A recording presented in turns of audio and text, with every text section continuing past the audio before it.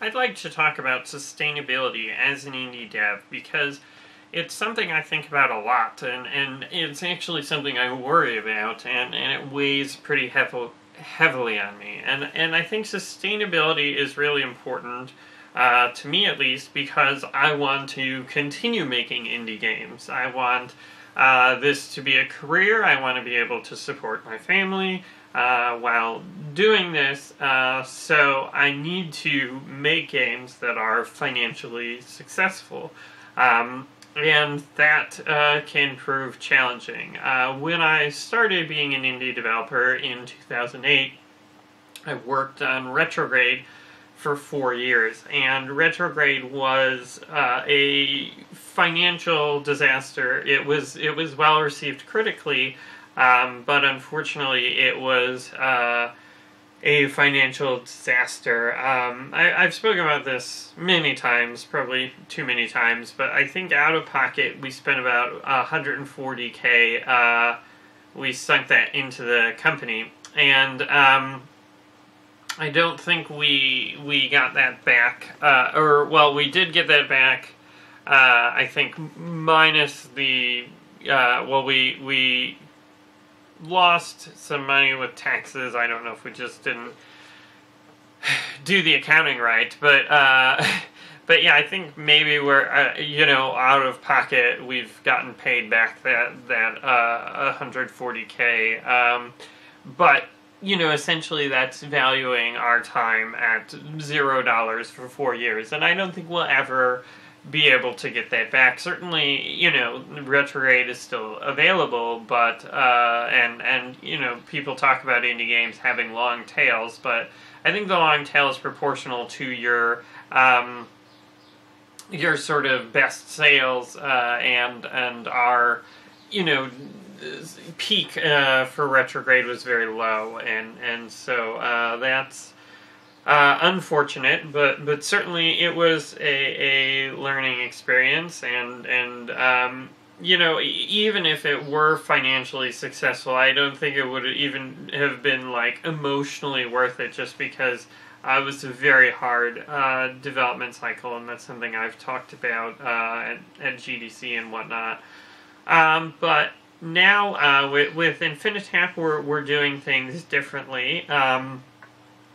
We had the amazingly successful Kickstarter, and I say amazingly successful not because our the money we made on it was amazing. We didn't make millions, but it was amazing that we had a pretty challenging goal, and we were able to meet that. So that was amazing for me, and really enabled us to make the game. And so, we had other avenues for funding the game. We did consulting and contracting projects for a while, and also we did Ouya Free the Games Fund. So we were able to make the development of the game worthwhile. We were able to pay for the cost of development, which is it means the project was more or less successful. But there's a number of other considerations. After the game shipped, we had to sort of push our profits towards covering some expenses, working on the Kickstarter awards and everything, and that's extra money, but still, considering a fair chunk of development was paid for, not the end of the world.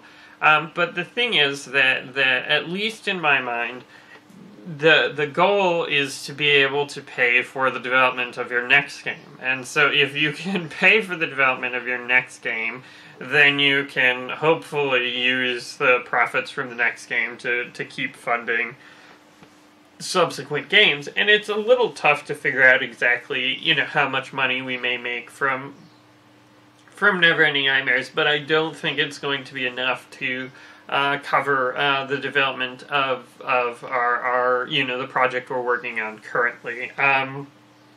So definitely it's scary, right? Because then we're relying on Kickstarter or other means of funding the game, and so if we get this game off the ground, and if it just does as well as Neverending Nightmares, then we're gonna sort of be continually bootstrapping, continually sort of fighting to stay afloat. And so, I mean, my goal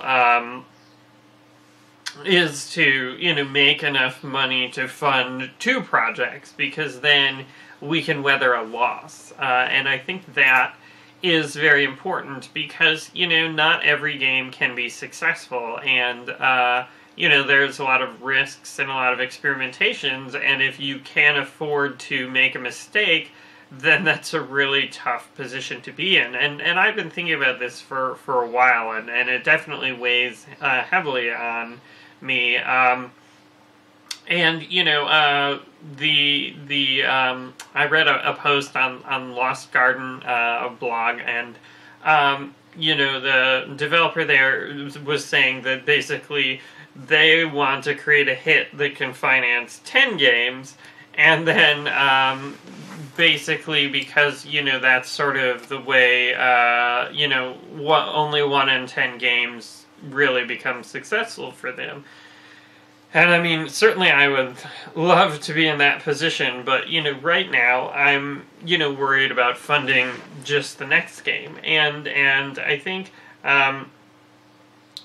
for the purposes of sustainability, we make specific choices to hopefully keep making games and keep having similar or hopefully growing levels of success. And so, I mean, there's a lot of cool ideas that we have for games and different things, but I think staying within the genre of horror and building a community around creating interesting horror experiences, creating a type of game where people say, oh, that feels like an Infinitap Games game, it is a benefit to us, because basically if we can get people who are eager to purchase our next game, if we can build a community around that and obviously make games that they like to play, then we've mitigated some of the risk, because we maybe won't have a super hit, and that's one of the things, with Retrograde, at the beginning, we were reaching for the stars, Guitar Hero's huge, and we're doing this cool, innovative thing, but, I mean, obviously, over the course of development, it became increasingly clear that there was really no way we could make things work out in our favor, basically, but with Neverending Nightmares, it's less about, we didn't really expect we'd hit a home run. I was hoping we'd do better than we did, I learned some valuable things, but we could have done a lot worse, and I think, assuming, our Kickstarter goes well for our next project, I think we did well enough to make to finish the game we're working on, and I think it's a really exciting one. And so hopefully, we can get the people who liked our, Neverending Nightmares to purchase our next game, and then we can, build the audience and appeal to some people who maybe didn't enjoy Neverending Nightmares or never heard of Neverending Nightmares, and so hopefully we can, build this ever-growing community that's interested in our games. And I think that at least is easier than, when your game company is creating games in totally different genres and that appeal to different audiences. And certainly, if you look at Retrograde, it's a very different game than Neverending Nightmares. So, I mean, I have the ability to create different games in different genres, But I like to work in the horror game.